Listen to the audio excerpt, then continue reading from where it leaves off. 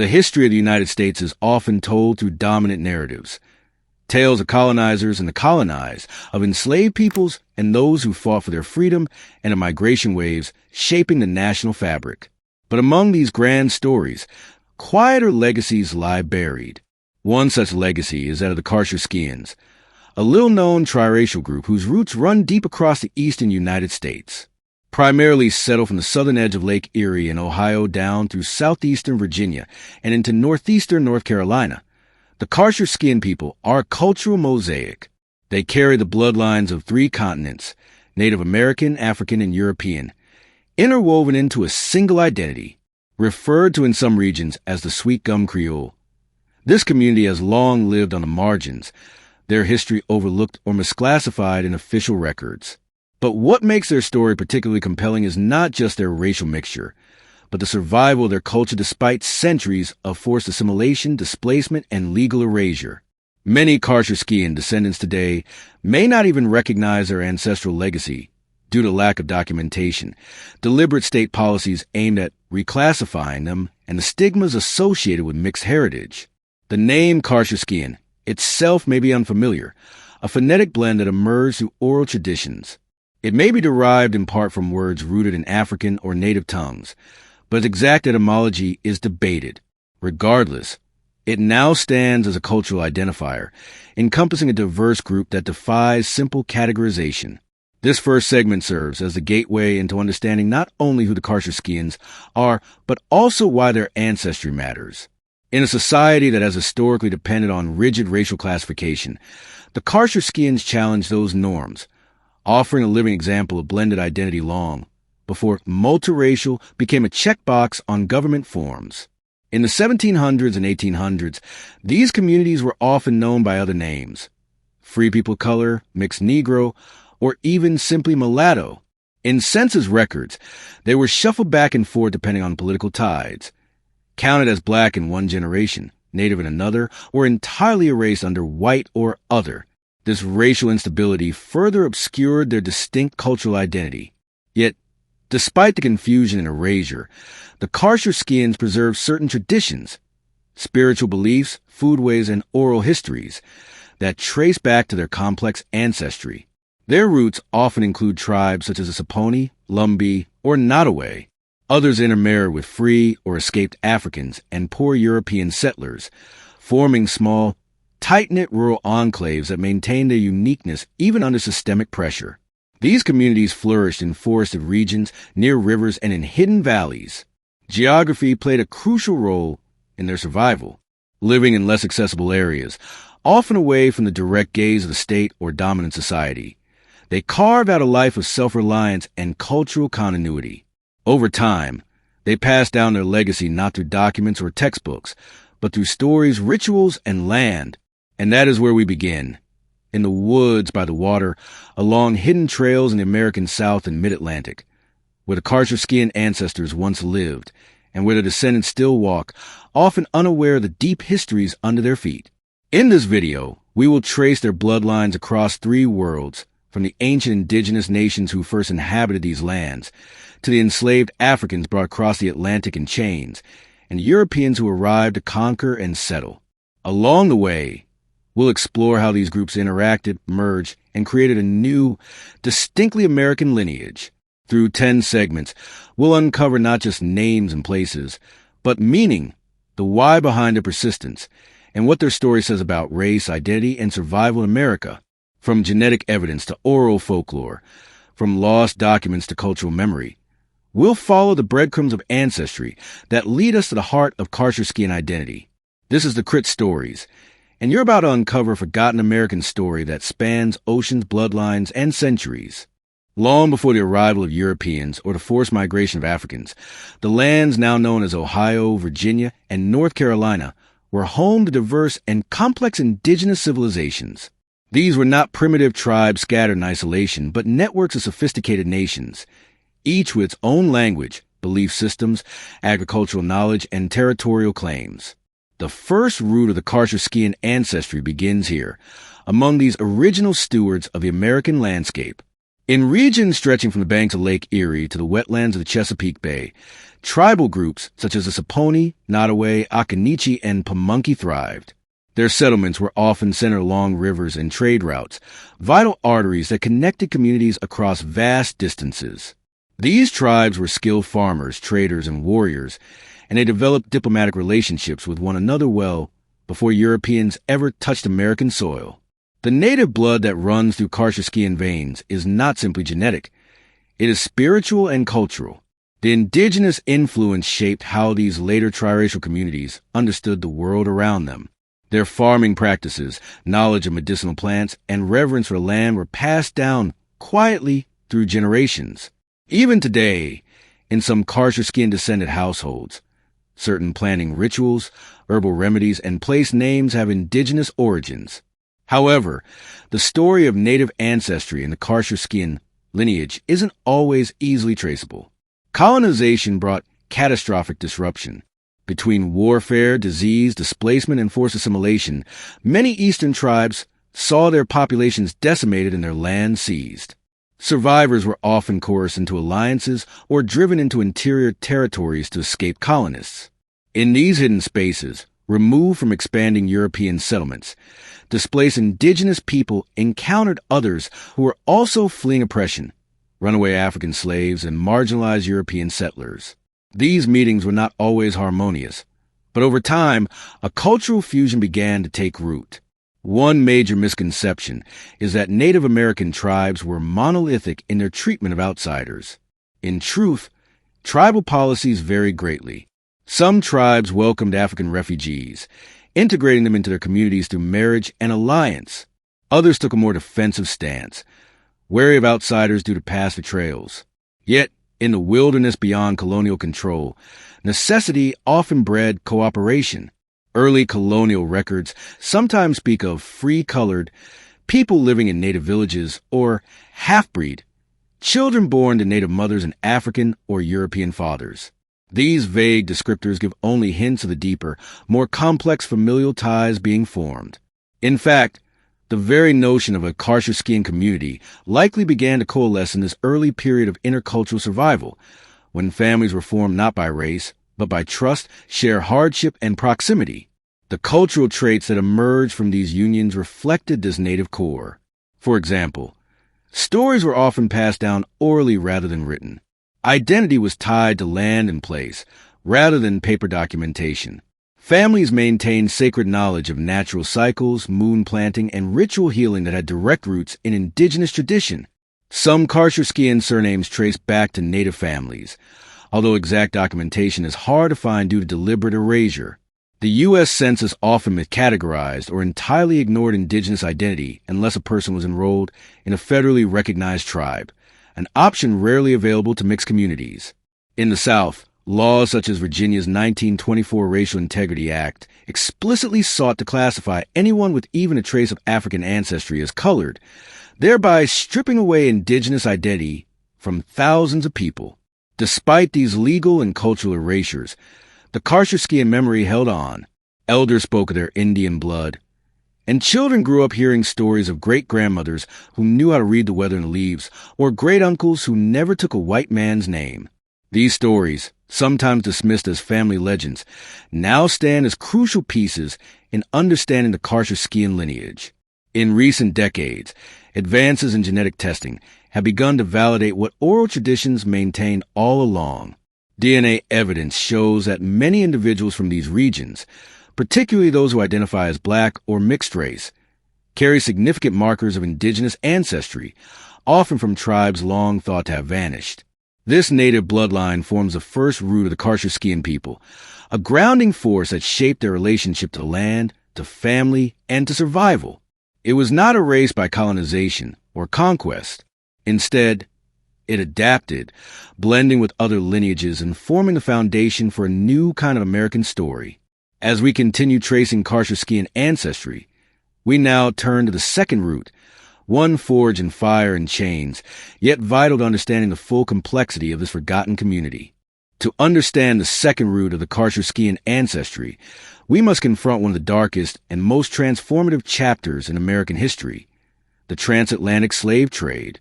Between the 16th and 19th centuries, millions of African men, women, and children were captured, sold, and transported across the ocean into slavery. Among them were the ancestors of the Qarsherskiyan people, whose African lineage is deeply embedded in the soil of the American South and Mid-Atlantic. Slavery was not merely a system of forced labor. It was a deliberate strategy to erase identities, cultures, languages, and histories. Africans from diverse regions and ethnic groups, Yoruba, Igbo, Mande, Wolof, Akan, and others, were stripped of their names and tribal affiliations and forced into a brutal new world. Yet, in that suffering, they forged bonds, created new traditions, and resisted annihilation. In Virginia and North Carolina, the enslaved African population rapidly grew during the 17th and 18th centuries. Some escaped into the wilderness, into the dense forests and swamps where colonial control weakened. Others formed secret alliances with native tribes or intermarried with free blacks and marginalized white settlers. It is in these forgotten pockets of land that the African bloodline of the Qarsherskiyan people took root, not only through biology but through culture, resistance, and memory. One of the most fascinating aspects of Qarsherskiyan ancestry is how African traditions were preserved and transformed. Music, dance, food, and spirituality carried traces of their ancestral homelands. Rhythms from West Africa echoed in the ring shouts, and field hollers sung at night. Okra, black-eyed peas, and rice, all staples of African cuisine, were incorporated into local diets. And spiritual systems, such as hoodoo or root work, emerged as syncretic blends of African, native, and Christian beliefs. These cultural elements were passed down quietly through generations. In Qarsherskiyan households, stories were told in hushed tones. Family herbs were kept in secret jars, and ancestral graves were visited with reverence. These were not just remnants of the past. They were acts of resistance in a world that demanded assimilation. African ancestry also shaped the social dynamics of the Qarsherskiyan communities. In colonial America, rigid racial hierarchies were enforced through laws that sought to separate white from black, free from enslaved. But in rural enclaves, especially those distant from colonial urban centers, these rules were not always so strictly applied. Communities formed out of necessity, and identities became fluid. Many Qarsherskiyan families were labeled as free people of color in legal documents, a term that often concealed their mixed racial background. Some were descendants of enslaved Africans who had gained freedom through manumission or escape. Others had never been enslaved, tracing their lineage through free black ancestors or African native unions that predated formalized slavery in the region. The laws of the time, however, sought to erase these distinctions. Virginia's slave codes, and later the 1924 Racial Integrity Act, aimed to categorize everyone with any trace of African ancestry as Negro or colored, effectively outlawing multiracial identity. This policy, known as the one-drop rule, had devastating effects on families trying to preserve their heritage. Still, the Qarsherskiyan communities found ways to endure. Family trees were preserved in oral histories. Elders passed down not only names and relationships, but also the knowledge of ancestral lands, sacred places, and survival practices. The African bloodline remained a source of pride, even when official records denied its existence. In recent times, DNA testing has further validated these histories. Many individuals from these regions discover that, alongside indigenous and European ancestry, they carry significant percentages of West and Central African heritage. This genetic evidence supports what oral histories have maintained all along, that the African root of the Qarsherskiyan people is deep, diverse, and resilient. But perhaps most importantly, the African influence shaped the resilience of the Qarsherskiyan identity. From the trauma of slavery emerged a strength of spirit, the ability to adapt, to create new traditions from old ones, and to survive in the face of systemic oppression. Whether in the quiet strength of a matriarch who kept the family together or in the ancestral songs sung during celebrations, this bloodline remains a vital thread in the Qarsherskiyan story. As we follow the path of this forgotten community, we now turn to the third root, a bloodline that came by ship not in chains, but often as settlers, indentured laborers, or wanderers, the European ancestry that further shaped this triracial mosaic. To complete the foundation of the Qarsherskiyan people, we must explore the third bloodline, the European influence. While the native and African roots often shaped the cultural and spiritual backbone of the community, European ancestry brought its own complex legacy, a mix of conflict, colonization, and unexpected kinship. In many ways, it served as a thread that wove this triracial tapestry into a living reality. European settlers first arrived in the mid-Atlantic and Appalachian regions of North America in the 1600s, bringing with them not only ambition and religion, but rigid social order that classified people by race and property. English, Scottish, Irish, and German immigrants established footholds along the Chesapeake Bay and into the rugged inland territories of Virginia and North Carolina. Many sought lands, freedom, and a better life. Yet, not all arrived wealthy or powerful. Some came as indentured servants, debtors, or refugees fleeing persecution in Europe. These poorer settlers often found themselves living alongside native populations and enslaved or freed Africans. Colonial elites viewed them with suspicion, labeling them undesirables. And in the harsh frontier lands, far from the social rigidity of cities like Williamsburg or Richmond, these groups mingled more freely. They shared food, labor, knowledge, and eventually families. This reality led to interracial unions that defied colonial laws and social norms. Men of European descent, often poor or socially outcast, married or partnered with Native or African-descended women. These partnerships were not always equitable or romantic. Power dynamics were real and complex, but in some cases, they gave rise to lasting family lineages. Children from these unions, bearing a blend of cultural heritages, were often classified in records as mulatto, mustee, or free-colored, reflecting the discomfort colonial officials had with mixed identities. For the Qarsherskiyan people, the European thread came in many forms. Some lineages trace back to Scots-Irish settlers, whose traditions of independence and clannish loyalty meshed well with the survivalist ethos of frontier life. Others carry the surnames of Germans, who introduced farming techniques and religious customs, or French Huguenots, Protestant refugees who settled in Virginia after fleeing Catholic persecution. One particularly interesting layer of this ancestry involves Sephardic Jews and Romani people, often marginalized in Europe and seeking refuge in the New World. While less documented, oral histories and some DNA studies suggest that these groups intermarry with other outcasts in America, contributing to the ethnic complexity of triracial communities like the Qarsherskiyans. In some cases, European ancestry was adopted through cultural assimilation rather than direct bloodlines. For example, many Qarsherskiyan families converted to Christianity, particularly Baptist and Methodist denominations, and adopted English names to navigate the legal systems of the time.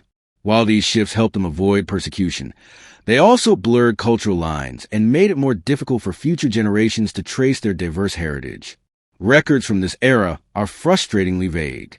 Many Qarsherskiyan ancestors are mentioned only briefly in church ledgers or court documents, if at all. Census takers often assigned racial categories based on skin tone or local rumors, and intermarriage laws further complicated documentation.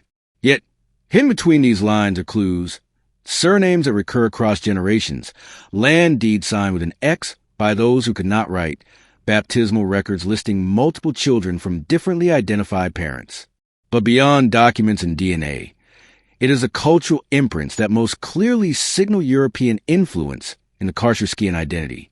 Folk medicine practices, storytelling styles, quilting patterns, and even agricultural methods reveal a blend of Old World and New World traditions.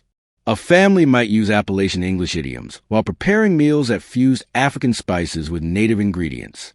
They might celebrate Christian holidays while retaining indigenous or African rituals behind closed doors. This interwoven identity was not a weakness. It was a strategy for survival. In a country determined to define people by race, Qarsherskiyan families carved out space in the gray areas, refusing to be boxed in. They created tight-knit kinship networks where loyalty was more important than lineage. These networks formed the bedrock of their communities, helping them weather storms of legal discrimination, economic hardship, and cultural erasure. Perhaps the most enduring legacy of the European thread is this adaptability. The Qarsherskiyan people, shaped in part by settler bloodlines, learned to move between worlds, indigenous, African, and European, with resilience and ingenuity.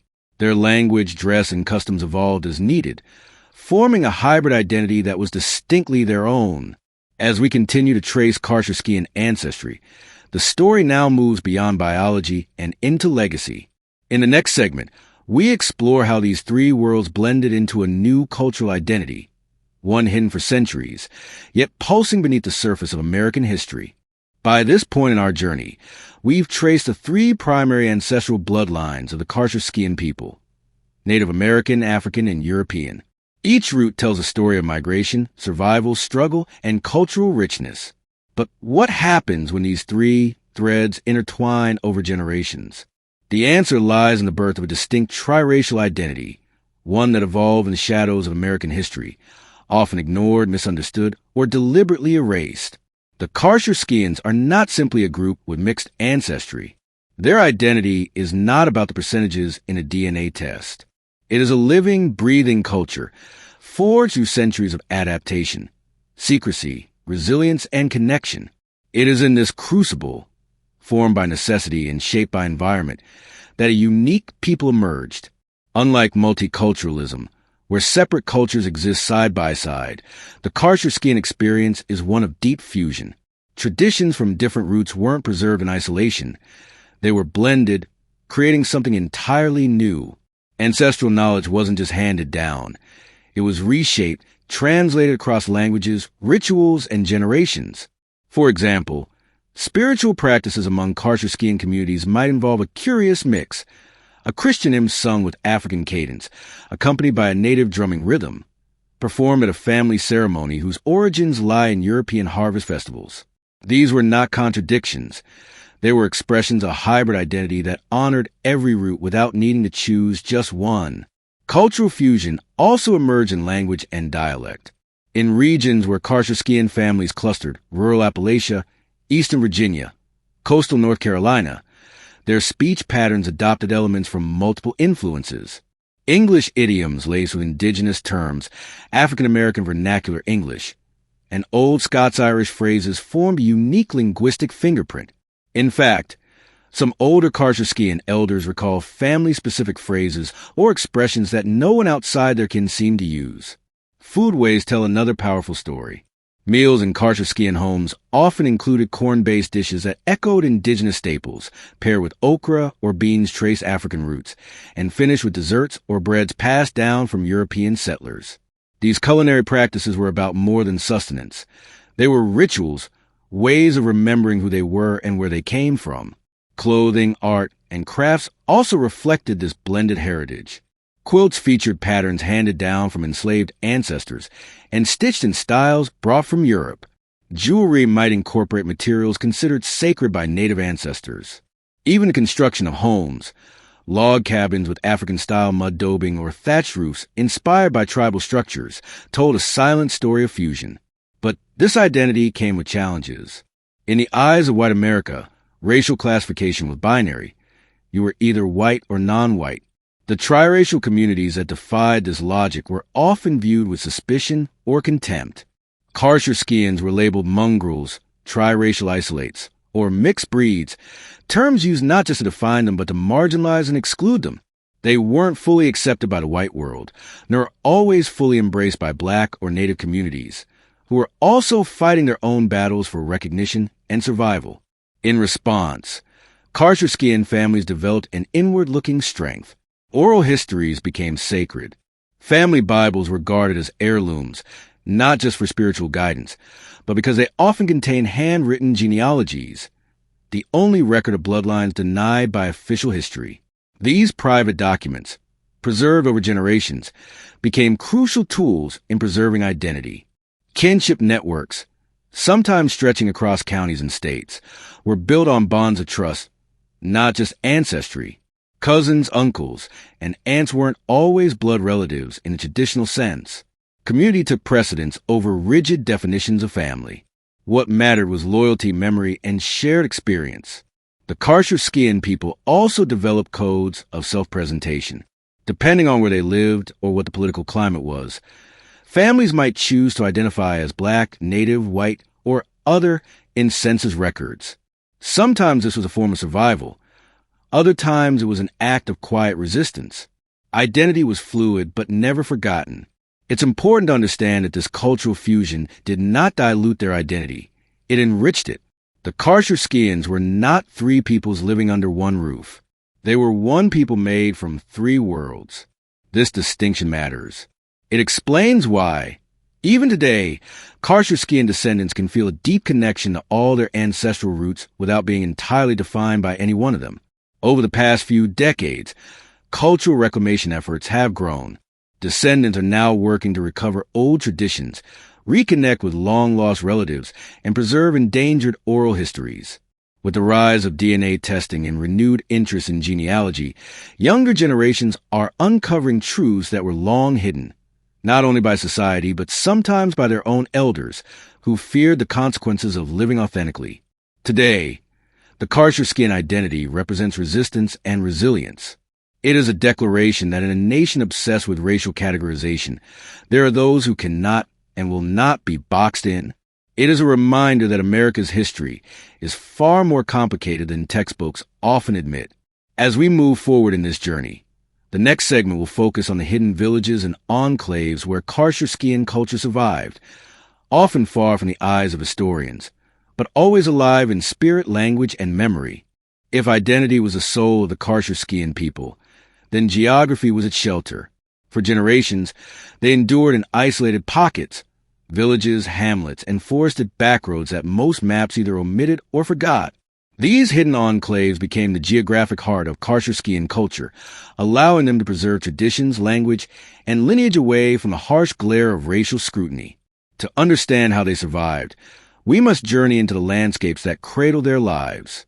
Most Qarsherskiyan settlements were located in a curved arc stretching from the southern shore of Lake Erie in northern Ohio, down through the Appalachian foothills of West Virginia, and southeast into Virginia and North Carolina, ending near the tidal shores of the Chesapeake Bay.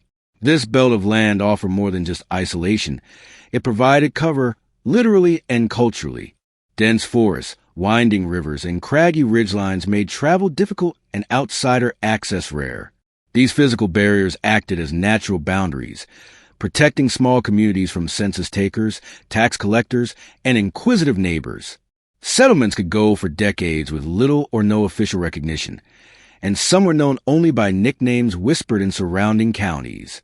One such settlement, known by locals as Sweet Gum Hollow, sat nestled deep in the hills of North Carolina. It was accessible only by a narrow dirt road that turned to mud during spring rains. Homes here were modest, hand-hewn cabins with stone chimneys, gardens clustered around chicken coops and smokehouses. Residents often refer to themselves as Sweet Gum Creole, a term that echoed their hybrid identity, grounded in place and tradition. Another community, located in southeast Virginia, was known as Stony Creek Ridge. It sat just beyond a bend in the Nottoway River. There, families with surnames like Cuffey, Mozingo, and Bunch lived side by side. These names reappeared in land deeds, court records, and family Bibles across the region, tying generations together like invisible thread. In these enclaves, the outside world moved slowly. While the rest of the country marched toward industrialization, urbanization, and mass media, Qarsherskiyan villages remained tied to the rhythms of land and season. Crops were planted and harvested by hand. Water was drawn from wells. Medicine came from herbs and memory. Homes were built communally. Elders were respected as living libraries. This physical isolation preserved culture, but also bred myth and misunderstanding. Outsiders often label these communities as backward, strange, or even dangerous. Rumors circulated about mixed blood hill folk, which families, or people who live without law. These labels were not just insulting. They were strategic tools used to marginalize Qarsherskiyans and prevent them from owning land, accessing schools, or participating in civic life. Yet, the Qarsherskiyans didn't simply endure in silence. They developed networks of mutual support that stretched across valleys and rivers. Trade routes emerged between enclaves, not highways and railways, but footpaths and ferry points. Goods, gossip, and sometimes marriage partners moved along these channels, connecting isolated communities like beads on a necklace. Education came from within. In some cases, Elders taught children to read using well-worn Bibles or hand-copy letters.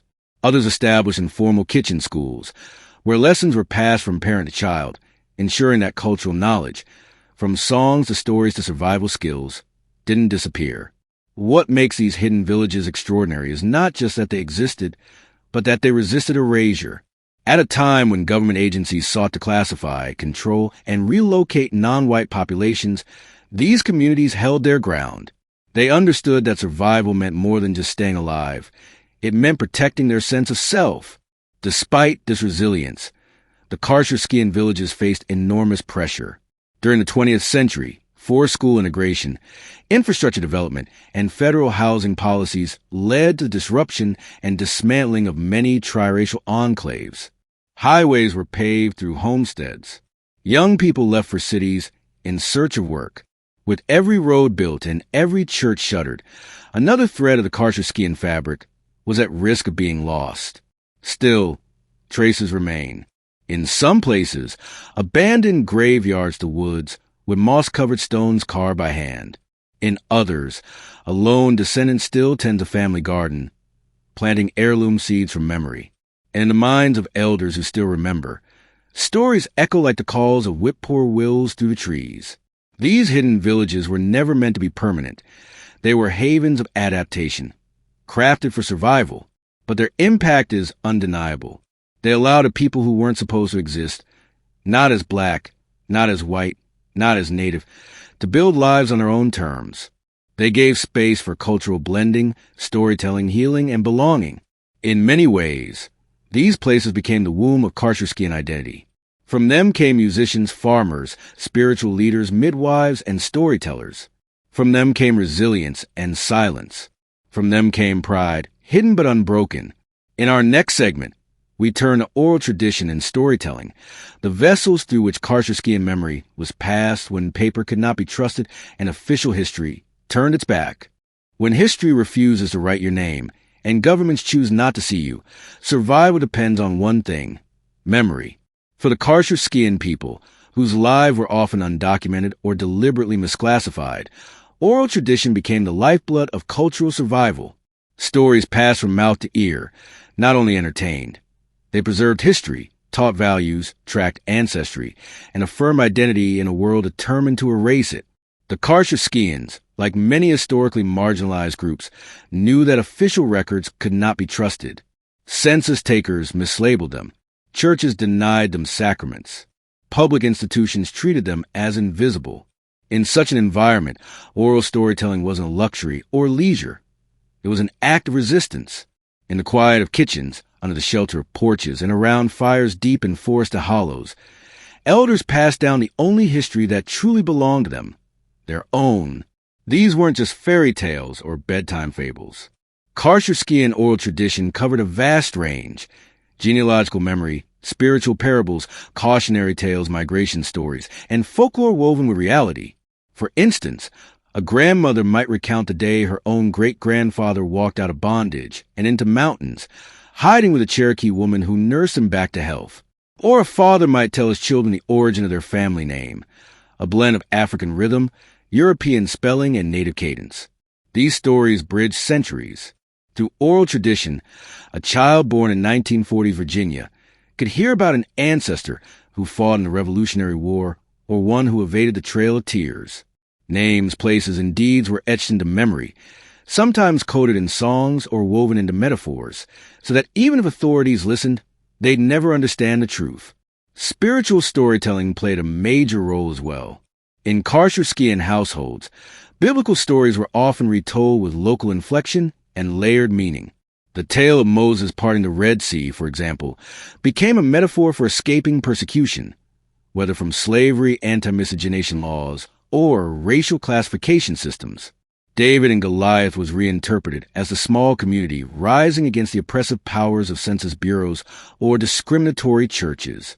In many cases, oral traditions also served a moral function, teaching lessons of patience, endurance, pride, and discretion. Children were warned against talking too freely, a reference not just to gossip, but to the real danger of revealing family heritage to outsiders who might use that knowledge against them.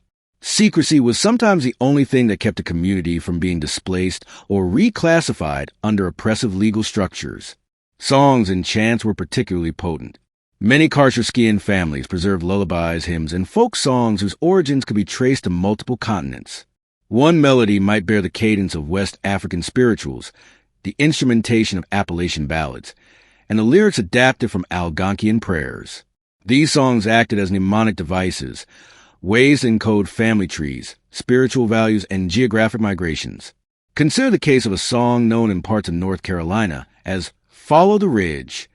To an outsider, it sounded like a simple tune about walking a trail through the woods. But elders knew that ridge referred to a safe route between Qarsherskiyan villages, a path used for generations to flee persecution or reconnect with kin. In this way, even music held maps, memories, and meaning. Women played a central role in preserving and transmitting oral history. In many families, grandmothers and great-aunts were the keepers of knowledge. They remembered birth orders, secret marriages, and bloodlines. Some kept notebooks or recipe cards, not for cooking, but for recording lineages. In communities where written literacy was discouraged or inaccessible, memory was a form of scholarship. These oral histories also helped the Qarsherskiyans preserve language evolution. Over time, they developed hybrid dialects, speech patterns reflecting their triracial heritage. Elders might use Native American phrases to describe animals or weather, African proverbs to explain moral situations, and European folk idioms for humor or sarcasm. These weren't performative. They were natural linguistic fusions passed down without fanfare. But oral tradition wasn't static.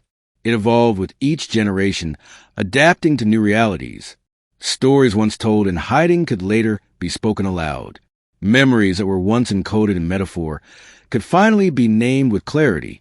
In recent decades, with the growth of cultural reclamation and DNA testing, younger Qarsherskiyan descendants are collecting these stories from elders, digitizing them, and sharing them in community archives.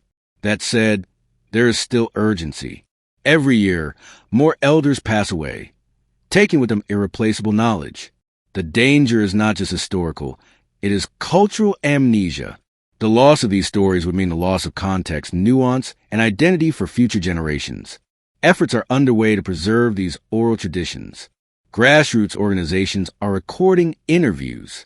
Descendants are organizing storytelling circles and cultural gatherings.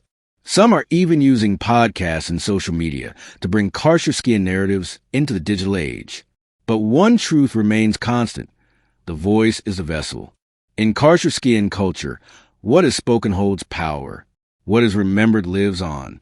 What is forgotten risks being buried twice, once by time and again by silence. In our next segment, we'll explore how the Qarsherskiyan people were shaped, and in some cases scarred, by their relationship to laws, classification systems, and the ever-shifting definitions of race in America. For the Qarsherskiyan people, navigating the rigid and often cruel racial classification systems of America was a daily reality that shaped their lives in profound ways. From the 18th century onward, laws and government policies increasingly sought to categorize individuals into neat racial boxes, black, white, Native American, leaving little room for a triracial identity. This bureaucratic insistence not only erased the Qarsherskiyan identity, but also exposed them to systemic marginalization and discrimination. The legal concept of hypodescent, commonly known as the one-drop rule, dominated racial classification for much of American history. This doctrine stated that any person with even a single ancestor of African descent was to be legally considered black. It was a tool designed to uphold segregation and white supremacy by expanding the definition of blackness and restricting social mobility. For Qarsherskiyans, this rule often meant invisibility. Their multiracial heritage, Native American, black, and white, was flattened into a single, imposed category. Census records from the 19th and early 20th centuries frequently listed them simply as colored, mulatto, or other, with no recognition of their distinct cultural or genetic heritage. This oversimplification had far-reaching consequences. Being labeled colored or black subjected Qarsherskiyans to Jim Crow laws and social segregation. Schools, public facilities, and even churches were segregated by race, denying them access to resources and opportunities available to white citizens. At the same time, their Native American roots were often ignored or denied, further complicating their cultural identity. In some regions, Qarsherskiyans were legally barred from owning property or voting. Anti-miscegenation laws criminalized interracial marriage, putting families like theirs under constant threat. The bureaucratic machinery was indifferent to the complexities of their ancestry. To officials, they were simply another group to be controlled or excluded. This marginalization forced many Qarsherskiyans to pass as white or black, depending on circumstances. Passing as white sometimes offered better economic opportunities, but came with the cost of severing ties with one's community and heritage. Passing as black could mean acceptance in some circles, but exposed individuals to discrimination and violence. The consequences of misclassification were also deeply psychological. Qarsherskiyan children grew up with confusing messages about their identity. Schools often discouraged them from speaking about their mixed heritage. In some cases, families taught children to be silent about their Native American ancestry to avoid persecution. Church record provide a telling glimpse into these struggles. Some Qarsherskiyan families were refused baptism or marriage licenses unless they identified as black or white. Others were relegated to segregated pews or denied leadership roles. Faith, often a central pillar of community life, became another battleground over identity. Legal efforts to clarify racial classification often further complicated matters. The Racial Integrity Act of 1924 in Virginia, for example, aimed to preserve racial purity by legally defining who was white and who was not. The law enforced a one-drop rule with brutal rigidity. It even criminalized marriage between white people and anyone with known non-white ancestry.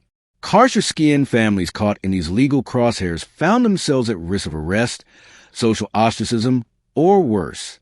Some chose to relocate to less restrictive states, while others retreated deeper into isolated villages to avoid official scrutiny.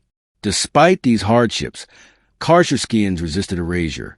They used community networks, oral tradition, and kinship ties to assert their identity beyond the limits of official documents. In some cases, families petitioned for recognition as Native American tribes or sought legal acknowledgement of their mixed heritage. More recently, the advent of DNA testing and genealogical research has provided new tools for Qarsherskiyan descendants to reclaim their past. Genetic evidence has validated oral histories, showing complex ancestries that challenge simplistic racial categories. This has opened the door for cultural revival and legal recognition in some cases. However, the legacy of misclassification continues to affect the Qarsherskiyan community today. Many descendants still struggle with identity questions, legal recognition, and social acceptance. The scars of past discrimination linger, but so does a growing movement toward visibility and pride. In the next segment, we will explore the cultural expressions that embody Qarsherskiyan identity, from music and crafts to food and festivals, revealing how heritage lives on through creativity and celebration. Culture is the heartbeat of any community. For the Qarsherskiyans, culture is not just a collection of customs, but a living, breathing expression of their complex ancestry, a tapestry woven from Native American, African, and European threads and touched by lesser-known influences like Jewish, Romani, Asian, and Malagasy heritage. Despite centuries of marginalization and misclassification, the Qarsherskiyan people have preserved a rich cultural legacy that continues to thrive through art, music, food, and ritual. At the heart of Qarsherskiyan culture is music, a powerful conduit for memory, identity, and resistance.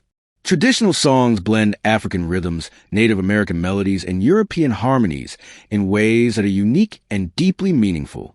These songs often feature percussion instruments crafted from local materials like gourds and animal hides, echoing African drumming traditions, alongside stringed instruments reminiscent of Appalachian folk music. Ceremonial music is closely tied to spiritual beliefs.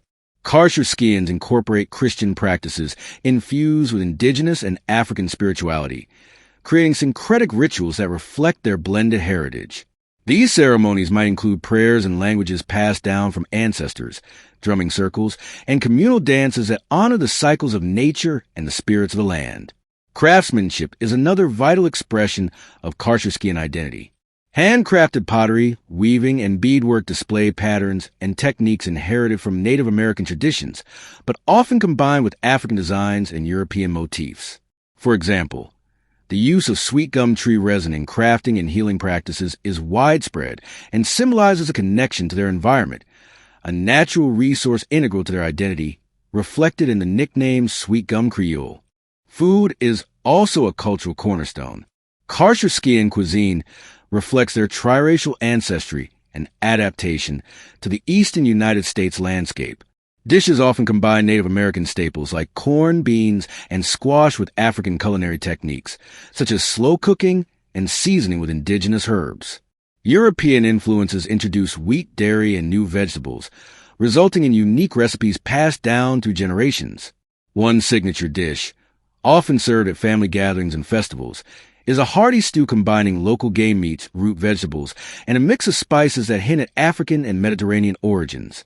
This stew isn't just nourishment, but a symbol of survival and unity, a blend of flavors as complex as the Qarsherskiyan lineage itself.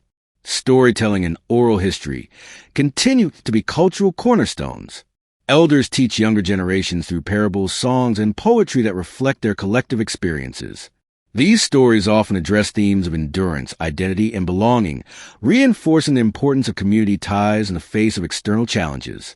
Annual festivals and gatherings provide opportunities for Qarsherskiyans to celebrate their heritage openly. These events include traditional dances, music performances, craft fairs, and communal meals. They are spaces for intergenerational learning, where young people connect with elders and reaffirm their identity. Many Qarsherskiyans also engage in cultural reclamation efforts, seeking to revive lost languages, traditional medicines, and spiritual practices. These efforts are often supported by collaborations with academic institutions, tribal organizations, and cultural preservation groups. The Qarsherskiyan approach to cultural preservation is holistic, blending respect for the past with adaptation to contemporary life. For example, younger generations use social media platforms to share traditional songs, recipes, and stories with wider audiences, expanding awareness and pride. In addition to preserving traditions, Qarsherskiyans also innovate. Contemporary artists and musicians draw on ancestral motifs, while addressing modern themes like racial identity, social justice, and environmental stewardship. This fusion highlights the dynamic and evolving nature of Qarsherskiyan culture.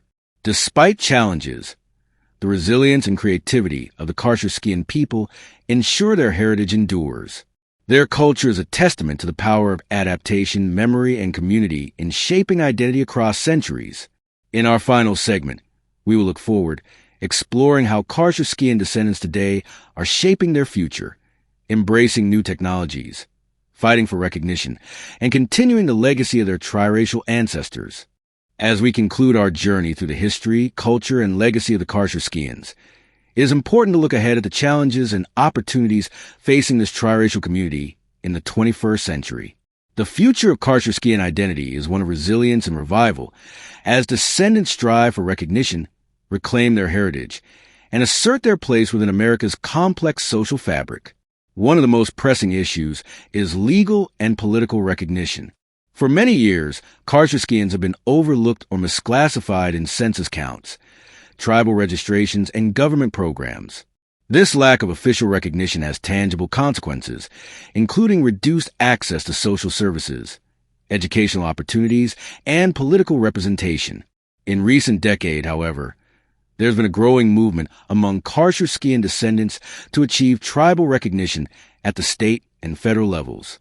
Such recognition can provide access to resources and the legal authority to manage cultural affairs and lands.